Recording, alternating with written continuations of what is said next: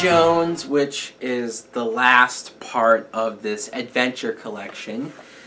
Indiana Jones and the Last Crusade is a 1989 film, which is obviously directed by Steven Spielberg, and it's a part of the trilogy for this pack.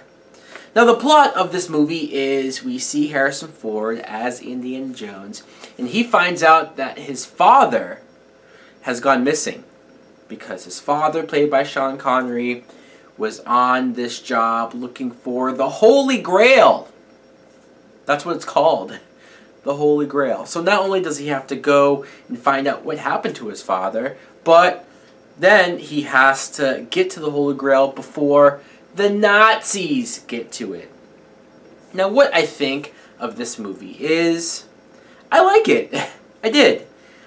And if we're having to compare it to the whole trilogy, I mean, why not? It's my first time watching these movies, right? I'm going to say that I liked it more than the second movie, The Temple of Doom. But still, it's not as good as the first one. I mean, come on. How many films, when you talk about sequels or remakes or prequels or whatever the hell we're talking about, how many of them are better than the originals? Not a lot. So it's not a struck against it that it's not as good as the original. Raiders of the Lost Ark is its own being, right? But this movie, I think, went back to the basics and went back to what works best as far as Indiana Jones, in my opinion.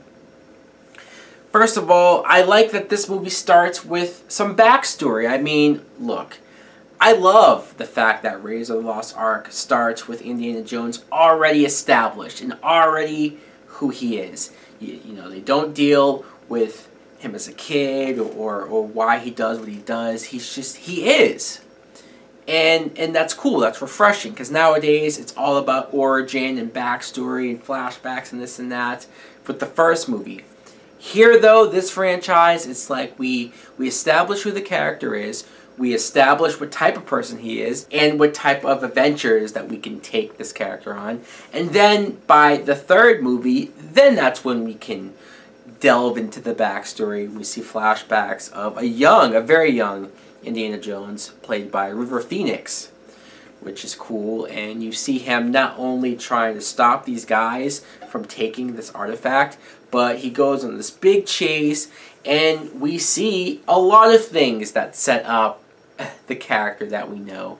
Not only how or why he picked that hat and that whole outfit, that getup, but we even find out where his fear of snakes come from, which is kind of amusing. I love that his father is played by Sean Connery. It really doesn't get any better than that. Sean Connery, obviously, most of us know him best as James Bond. And seeing him now, so much older, I like how he played his father, you know? I mean, you could definitely see signs of maybe him being the tougher, harder father when he was younger, but now he's older, and he still does what he does, but he's still smart. He knows all of the signs and knows, especially when a woman is not to be trusted. But also, he's fun, he's loving, he's a likable father, probably more so in his advanced years.